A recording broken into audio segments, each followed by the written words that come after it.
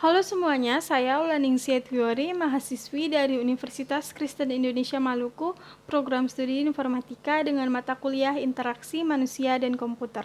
Di sini saya akan membahas tentang kerangka kerja dan paradigma interaksi. Ini merupakan pembahasan lanjutan dari pembahasan sebelumnya. Selanjutnya masuk pada poin-poinnya. Yang pertama ada kerangka kerja interaksi, yang kedua ada pemodelan sistem, dan yang ketiga ada ergonomi.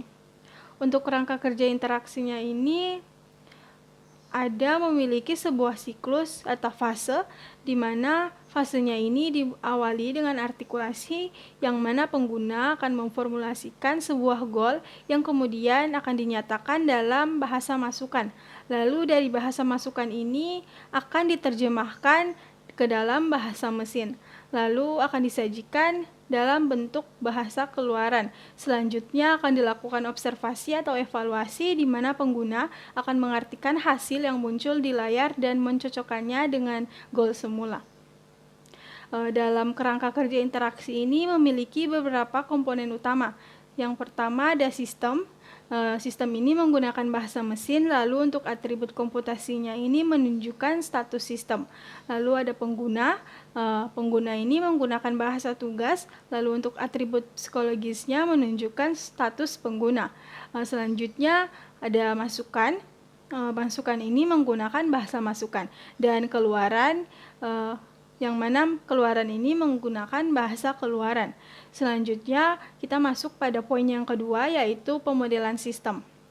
Dalam pemodelan sistem ini ada dua. Yang pertama ada model konseptual dan yang kedua ada model mental. Untuk model konseptual atau model perancang ini adalah model yang diciptakan oleh perancang itu sendiri. Lalu dalam pemodelan sistem ini ada gambaran sistem. Gambaran sistem ini diciptakan oleh perancang dan yang sesungguhnya dilihat oleh pengguna menyangkut apa yang terlihat di layar tampilan dokumentasi. Lalu ada model mental atau pengguna, model yang diciptakan oleh pengguna ketika pengguna berinteraksi dengan suatu sistem.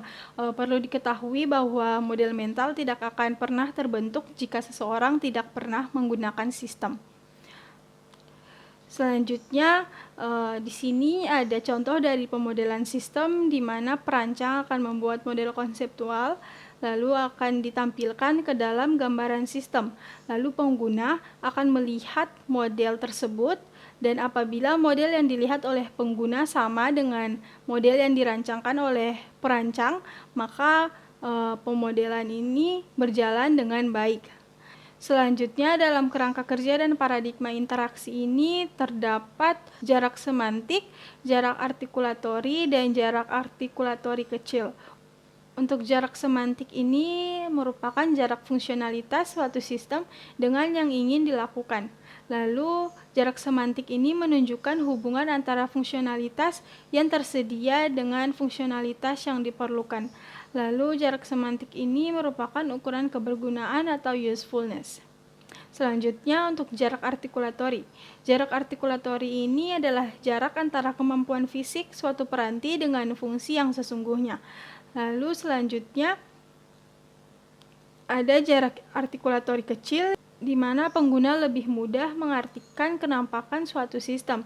Selanjutnya, jarak artikulatori kecil ini dapat digunakan untuk memahami tingkat kesulitan yang dihadapi pengguna ketika menggunakan suatu sistem.